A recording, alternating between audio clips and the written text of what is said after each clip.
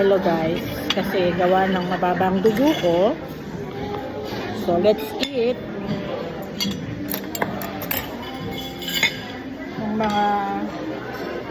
mga solid na ano talaga, pangpataas ng dugo. Ito po is bok choy na yung bok choy na para siyang pechay. Maganda sa dugo.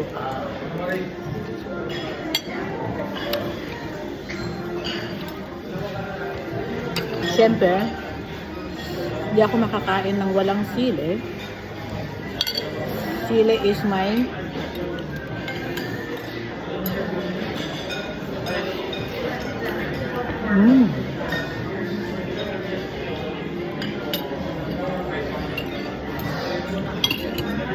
bok choy with mushroom.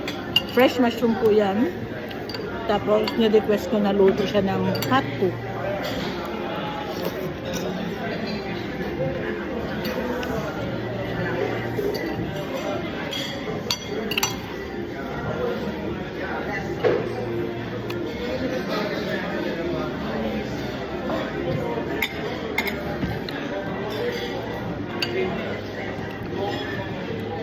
Siyempre,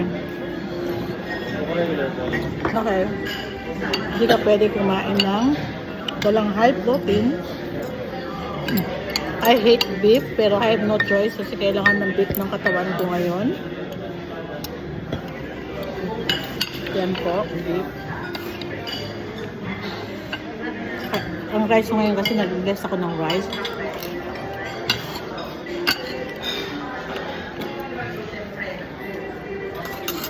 More on vegetable po ako. High protein. Less carbohydrates kasi nag-ano na ako eh. Nasa gitna na ako, boundary na ako ng diabetes.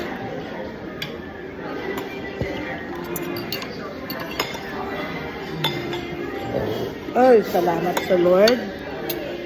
Dinadayo ko talaga yung bok choy na to kasi fresh na fresh siya.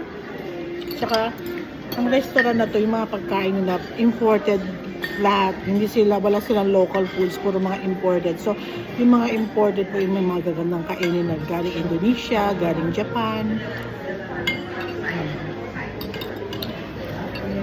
Kasi po yung restaurant ko dati, kasi kami imported lahat ng product namin.